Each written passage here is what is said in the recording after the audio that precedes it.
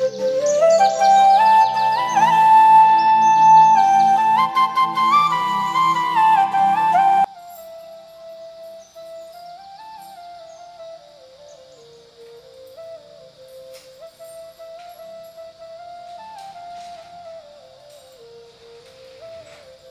সকাল বন্ধুরা, আশা করি তোমরা সবাই ভালো আছো। আমিও মোটামুটি আছি। আর রান্না বান্না তো অনেকক্ষণ থেকেই চলছে।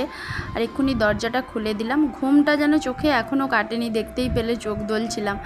আর একটা তরকারি হয়ে গেছে, দ্বিতীয় তরকারি করছি। আর এই যে দেখো, কাল ঝড়ের জন্য না মানে পুরো লন্ডভন্ড হয়ে গেছে। দেখাবো তোমাদেরকে, পরে একটু দেখালাম।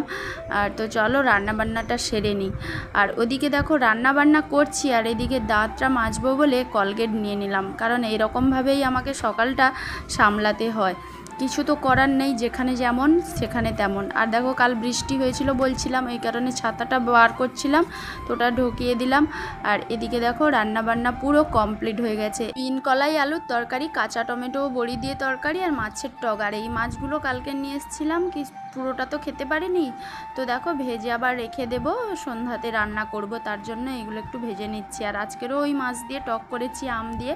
তো এই মাছ ভাজতে ভাজতে আমি তোমাদের দাদা ভাইয়ের খাবারটা প্যাক করে রেখে দেব। তোমাদের দাদা ভাই চলে গেল, আর এখন আমার অনেক কাজ আছে। কালকে প্রচুর বৃষ্টি হয়েছে সন্ধ্যার দিকে।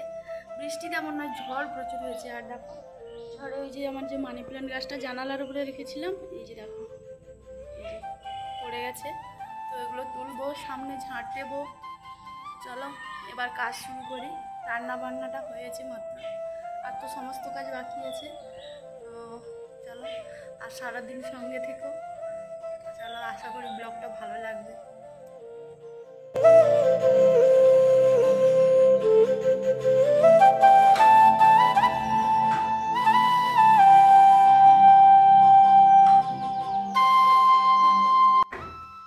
কাল সন্ধ্যার সময় মেঘ নেই, কিছুই বুঝতে পারিনি, হঠাৎ করে ঝড় উঠে এলো। তোমাদের দাদাভাই তখনও ডিউটি থেকে ফেরেনি, তো ও এসে বলছে যে তাদের টিনের চাল বা একটু নড়বড়ে ঘর, সেই সব ঘরগুলো নাকি উড়িয়ে নিয়ে গেছে। যদিও আমি রুমের থেকে বসে বুঝতে পারছিলাম যে ঝড়টা খুব জোরেই হচ্ছে, কারণ আমাদের সামনে তো প্রচুর গাছপালাগুলো এত জোরে দুলছিল, তো সেটা দেখেই বুঝতে পারছিলাম যে খুব জোরে ঝড় হচ্ছে। তো যাই হোক, বৃষ্টি তেমন একটা হয়, ঝড়টা হয়েই চলে গেছে। আর আমাদের রুমের সামনে যেহেতু প্রচুর গাছপালা, তার জন্য কিন্তু মানে একটু বাতাস হলে পুরো পাতা এসে আমাদের রুমের সামনে এসে মানে রুমের ভেতরে এসে পড়ে। আর যেহেতু কাল জোরে ঝড় হয়েছে, তার জন্য এতটা মানে ঝাঁটপাট দিতে হচ্ছে, আর কি বলবো।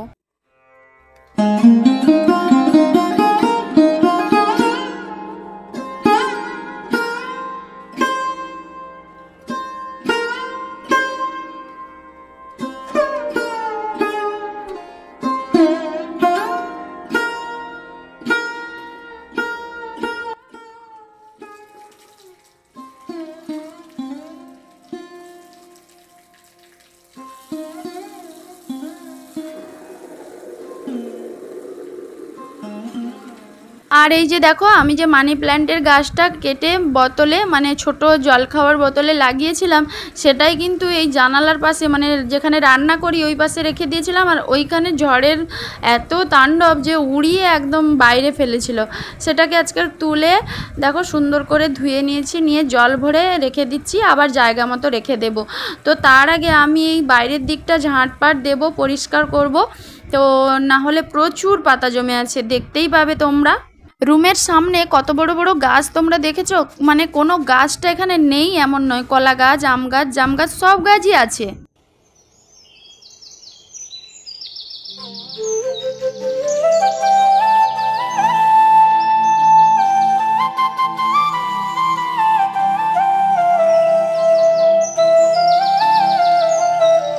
গাছপালা না থাকলে যেমন সমস্যা, থাকলেও আবার সমস্যা। কেন বলো তো? এই যে পাতাগুলো এক জায়গায় জমিয়ে রাখছি, বর্ষাকাল হলে কিন্তু এই সব পাতা পচে যত পোকামাকড়ের সৃষ্টি হবে, কেন্ন হবে, এইগুলো আবার রুমে উঠে আসবে। তো সব দিকেই সমস্যা, কি জ্বালা। কোথায় যাই বলো তো? গাছপালা আছে বলে আবার কিন্তু এই যে আমরা এত ঠান্ডা বাতাস পাচ্ছি।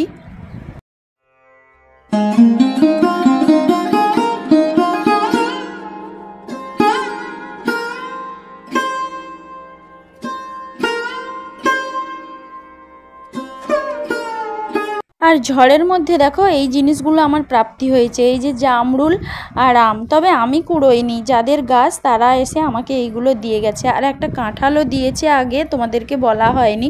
তো দেখো শুভ সন্ধ্যা বন্ধুরা। এখন সন্ধ্যার সময় তোমাদের দাদাভাই ডিউটি থেকে এসছে, তো ওর খিদে লাগছিল খুব, কি টিফিন দেবো তার জন্য দেখো ম্যাগি করে নিয়েছি দুজনের জন্য। তো চলো নিয়ে যাই, তো দুজন সেখানেই ভাগ করে খেয়ে নেব। আর রাতের খাবারটা আমি ভিডিও করতে একদমই ভুলে গিয়েছিলাম। খাওয়া তো শুরু করে দিয়েছি, এই যে মাছ ভাজা আর এঁচোড়ের তরকারি হয়েছে। তো এঁচোড়টা ওই মানে আমাদের সামনে যে গাছ ওদের বাড়ি থেকেই দিয়েছিল, তোমাদের আগে আর দেখানো হয়নি। এই যে দেখো এঁচোড়ের তরকারি করে নিয়েছি আর মাছের ভাজা। তো এখন আমরা খেতে বসে গেছি, খাওয়া কিন্তু আমাদের হাফ হয়ে গেছে। ভিডিও করতে একদম মনে ছিল না, হঠাৎ করে মনে পড়লো যে না ভিডিওটা করি, তো তার জন্য দেখো এই যে খাওয়া শুরু করে দিয়েছি। তো চলো আজকের ব্লগটা কিন্তু এই খাওয়া দিয়েই শেষ করব। তো তোমরা সবাই কিন্তু ভালো থাকবে, সুস্থ থাকবে, নিজের খেয়াল রাখবে। আর গুড নাইট সব।